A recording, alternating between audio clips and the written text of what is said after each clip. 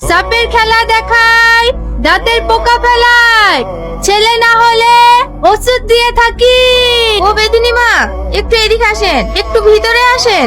চল দেখি, বল তোর কি সমস্যা। আজ 10 বছর বিবাহ হয়ে গেল, এখনো বাচ্চার মা হতে পারলাম না। আমি কি মা হতে পারবো না? পারবে পারবে, অবশ্যই মা হতে পারবে। দিমা যখন চলে এসেছে তোর আর কোনো চিন্তা ক্লাই বটে, কিন্তু তোকে একটু খরচ করতে হবে। পারবি তো 501 টাকা ইনামি দিতে? আমি সব পারবো বোন, আমি শুধু মা হতে চাই। এই লে, এই ওষুধগুলো বাসি পেটে খাবি, আশা করি তুই মা হয়ে যাবি। তাড়াতাড়ি চলো দিদিমা। এ দিদি, আমাদের টাকাটা দিয়ে দে, আমরা চলে যাব। আজ তো লেট কেনে, তাড়াতাড়ি ওঠো। আস্তে উঠিস, পড়ে যাস না জানো। ও দাদিমা, দেখতে পাচ্ছো? ও দেখো, একটা কলার ভেলা ভেসে আসছে।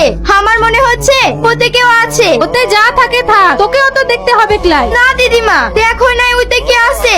এ মাঝি, ভেলাটার কাছে লোকালিয়েছে তো।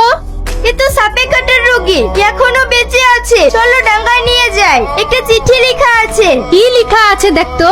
আমার ছেলেকে সাপে কেটেছে, কেউ যদি আমার ছেলেকে ভালো করতে পারে আমি তাকে নগদ 10 লক্ষ টাকা ও কিছু সোনা দানা পুরস্কার দেব। তোরা সবাই সরে দাঁড়া, আমি তোকে বেশ তুলতে দেবো ক্লাই। সাপের বিষ তোলাই আমার কাম। দিদিমা, তুই আমাকে বাধা দিবি গলাই। হে রোগীর বিষ তুলে আমি যদি মরেও যাই, তাহলে নিজেকে সার্থকতা মনে করব। এই বেদের ঘরে জন্ম নিয়ে। এই মেয়েরা, চুলের বাঁধন খুলে দে, আর হাতে মুঠ থাকলে ছেড়ে দে। তুই এ কাজ কেন করলি? হেলে, এই গাছটা তোরা দুজনে চাবায়ে চাবায়ে খায়ালে। আমি এখানে কেন? সে অনেক কথা বাবা, তুই বাড়ি চ, সব বলবো। এ সালমা, তাহিন তো এখন পুরোপুরি সুস্থ, ওর বাড়িতে খবর দে, ওকে এসে নিয়ে যা। ঠিক আছে দিদিমা, আমি ওর বাড়িতে খবর পাঠাচ্ছি। না সালমা, আমি এখান থেকে কোথাও যাব না। যাবি ক্লয় মানে? থাকবি কোথে? আমাদের বাড়ি ঘর লাই, পারবি তো এই কুড়ে ঘরে থাকতে? এখানে কেন? তুমি পাশে থাকলে আমি জঙ্গলেও থাকতে রাজি আছি। তুই জমিদারের ছেলে আছি বটে, তুই কেন এখানে পড়ে থাকবি বল? তোমাকে আমি ভীষণ ভালোবেসে ফেলেছি।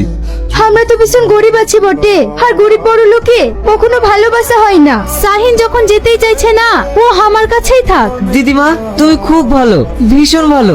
আচ্ছা দিদিমা, তুমি আমাকে সাপ ধরা, বিন বাজানো শিখিয়ে দেবে? তা দেবে। এসব শিখে তুই কি করবি পাগলা ছেলে? সালমা, আমি আর চলতে পারছি না, ওইখানে বসে একটু বিশ্রাম নিলে খুব ভালো হতো। ঠিক আছে চল।